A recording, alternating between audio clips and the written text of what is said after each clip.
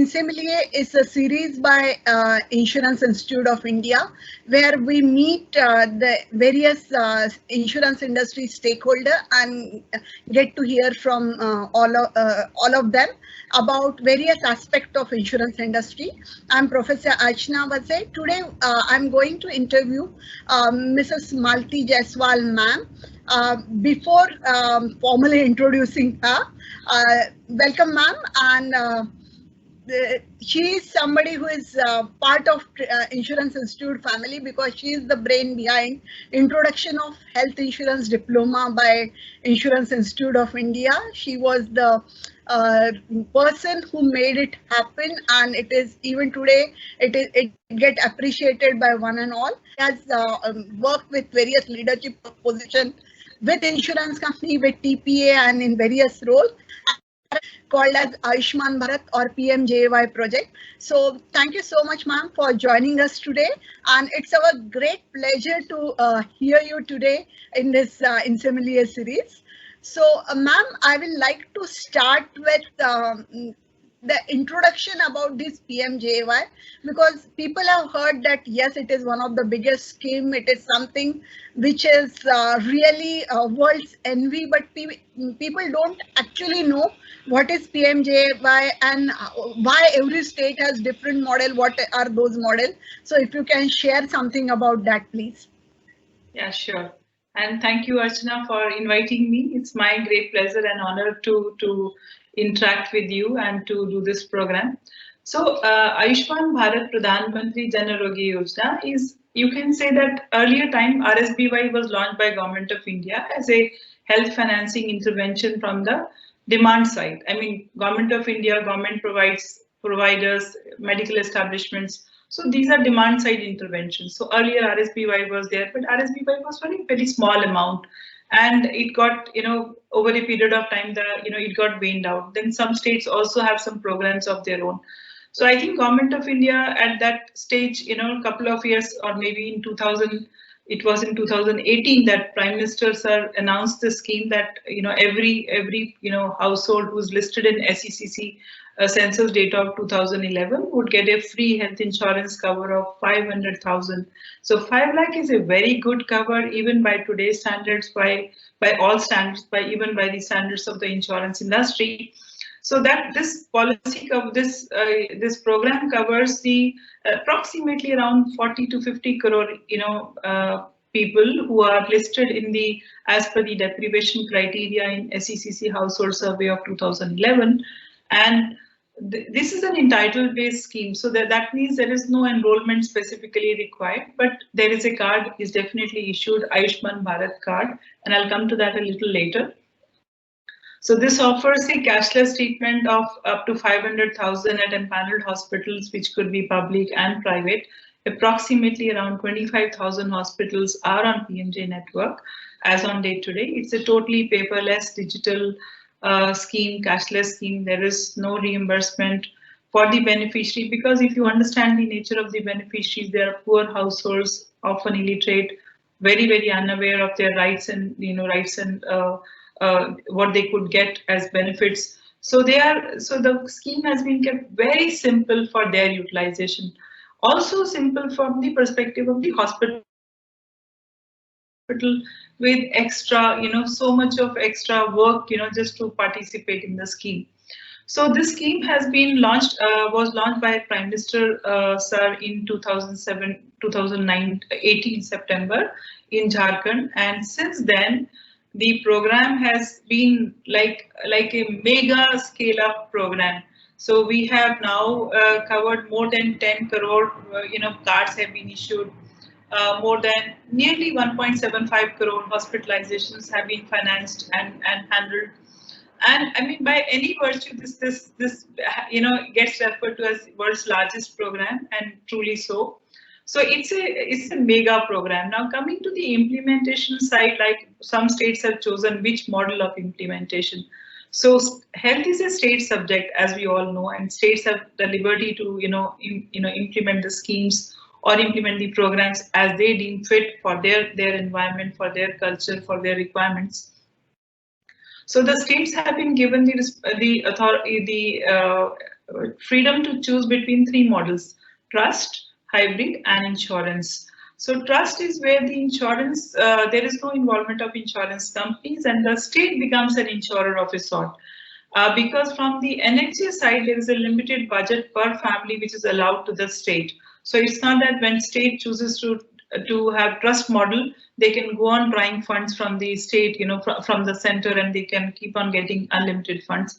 It's not like that. They choose to be their own insurer. So to say, they manage the scheme finances and the budget and the management. Hybrid is where the state thinks that up to a threshold of, let's say, 50,000, 1 lakh, they would like to go for insurance because most of the claims will fall in that, and the rest of the claims they can handle and manage on their own. And the insurance model is where the 5 lakh cover entirely is arranged through insurance. So different states have chosen different models as per their requirement.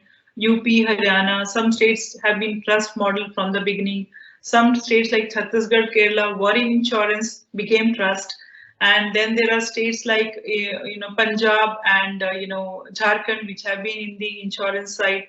So there are various models, and it will be difficult to say which is better than other model. But being from the insurance industry myself, I have a kind of a leaning toward the insurance model, because I feel that also frees the state health agency from other, to focus on other work than on claims management, hospital empanelment, which can be easily done by domain people from the insurance industry. But then I think some states feel that does cost them some kind of a limitation in changing maneuverability and changeability during the course of the policy. So these are some of the reasons that the states choose to be in different types of models. But from my side, I think insurance would be the best model. Yeah. Thank you so much, ma'am, for explaining all three models. Whenever we talk about any such juggernaut scheme, one of the question which comes in minds of insurers as well as for everybody, that how you can reach the actual beneficiary and how one can arrest fraud, because whenever we talk about any government scheme or anything which is offered as a benefit, people try to misuse it. So as you correctly said in your previous answer, that there is a limited budget. So how the fraud get arrested? Yeah. So I'll answer the first part first. How do we reach the beneficiaries? As you said that on a particular day, the scheme was launched, and those 11.45 crore families became entitled to the program. Now suddenly they will not know about that they have become entitled. So there's a massive media campaign was launched. A letter was sent from the Prime Minister's under Prime Minister's signatures to each household that they are entitled to the program. Then a lot of campaign was done at the state level. Lot of social media, every way that you can reach out to the beneficiaries. Whether it is media, schools, awareness in the schools, various ways as the awareness was generated. And one of the parameters that we feel that awareness has reached is by the number of cards that are being made, because that's the first step. Though it's not a compulsory step, but we feel that once a card is made, the beneficiary becomes aware that this card makes me entitled to something. Okay, then they can there is a toll free to help them. There is the moment beneficiary registers for the card to the time of discharge, to the time of post discharge, there is a continuous hand holding by NHA and by the SHAs through calls, through SMSs, through grievance portal, through so many ways that they can be reached out. And every time the message is, this is a free treatment scheme, do not need to pay money, you should get medicine and get back to us in case of any problem. So on a daily basis, we get lots and lots of calls, sometimes running into lakhs, if there is a campaign going on. So beneficiaries do reach out to us if they have a problem or if they want to have a query. Now coming to the fraud part, of course, leakages and fraud, and they go hand in hand with a large program and with insurance programs more say. So we are familiar from the insurance industry, we are familiar, and this being a healthcare is a very unique subject where the doctor knows more than the patient or anyone else. So you can't actually judge whether it is the right treatment or not. So for that we have not only that, no cards should be made for by beneficiaries who are not entitled for that matter, because a lot of people would like to have this scheme because they are anticipating some expense or they're not keeping well. So we have a lot many tools, technology. In today's world, this being a digital scheme allows us a lot of utilization of very high-end technology using AI and ML, whereby we are able to catch the images, compare the images, we can catch the duplicates, we can have fuzzy logic to know the name match, mismatch. We have deployed standard treatment protocols, we have deployed mandatory documents, we have deployed whole host of things on basically creating 3 pillars of fraud control, which is prevention, detection, and deterrence. So under these 3 pillars, we have made use of policy guidelines, preventive measures like all-inclusive package rate or reserving certain packages for the hospital, for public hospitals, and this high-end technology to detect, and then deterrence like name and shame and penalty and FIR and punitive action against the entities involved. So these are some of the things that we have involved. In fact, sometimes I feel this being a totally digital program, we are able to deploy many techniques and tools and technology at an aggregate level than the insurance industry may have done so far. And in fact, I would personally, would like that the learnings that we have had get, transferred to the industry also. Of course, the industry practices also we learned a lot, and we have, implemented here also. Yeah. I will like to share with viewers that, in fact, Insurance Institute of India is the capacity building partner for NHA, and we also conduct a lot of training program for NHS. So it brings me to next question, ma'am, that especially during COVID time, in the first wave as well as during second wave, what kind of role this PMJY could play for the have-nots of the society? Yeah, sure. A very good question, Archana. So I think, as I mentioned, like NHA, National Health Authority's focus is on implementing the program, and when we say implement the program, the implementation of the program lies in numbers. How do you judge a program is by numbers. Ultimately, things should be reflected in the numbers. So at NHA, and daily watch is maintained on the utilization, how many people are getting hospitalized, because at an aggregate level, at an NSSO level or insurance industry, we know out of 100 how many people are likely to be hospitalized, and the trends here should be closer to the universal trends, right? If they're less, that means a lot of people are not seeking care. So during COVID times, I think the numbers itself started showing very much, from 1 lakh card per day, it came to around 9,000 cards per day. From 35,000 hospitalizations, it dropped to something like 13,000 hospitalizations.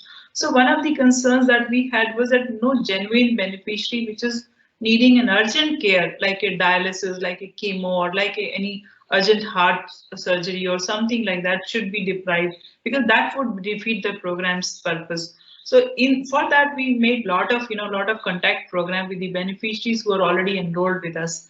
Their phone numbers are available with us.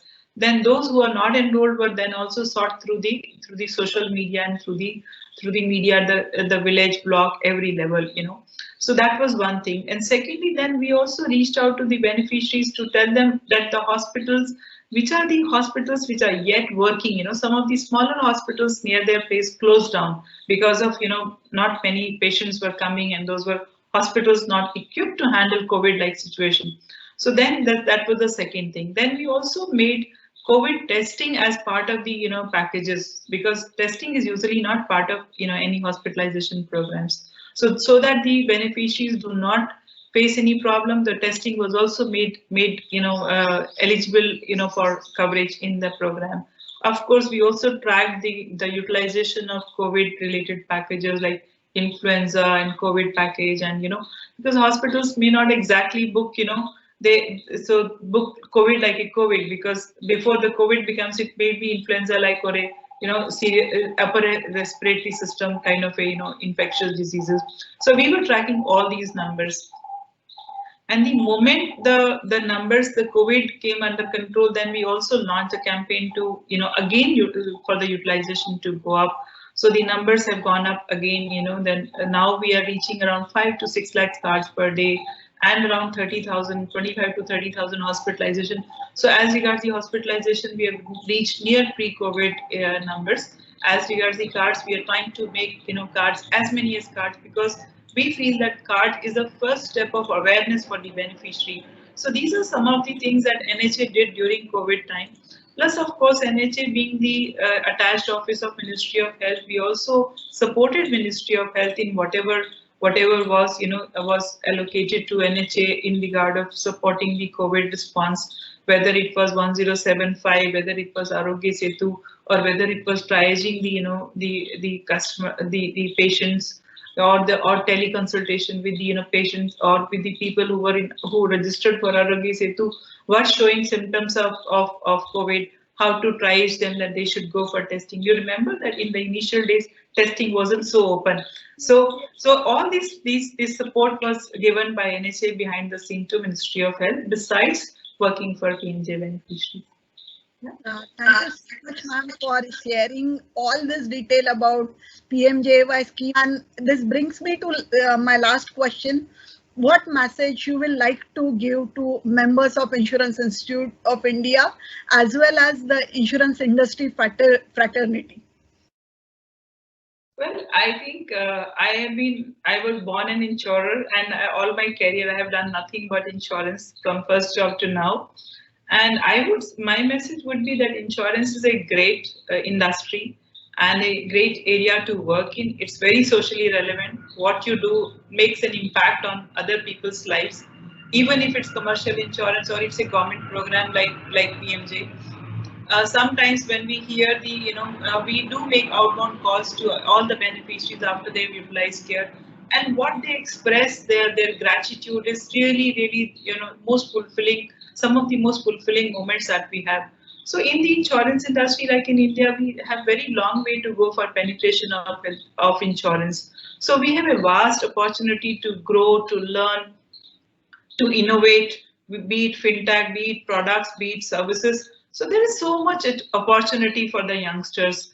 And when they are embarking upon, adding their qualification, I would say Insurance Institute is a great enabler, is a great partner in that. I remember my associate days to what Insurance Institute does now. It has really evolved, keeping with the times. So I feel that there is a very great opportunity for the industry, for the new aspirants, for the future leaders of for the insurance industry. So my best wishes to all of them. I think they are in a great place to be, and we have a long way to compare in the insurance penetration compared to some of the other emerging markets or even the developed markets. Yeah. Thank you so much, ma'am. Thank you for being with us.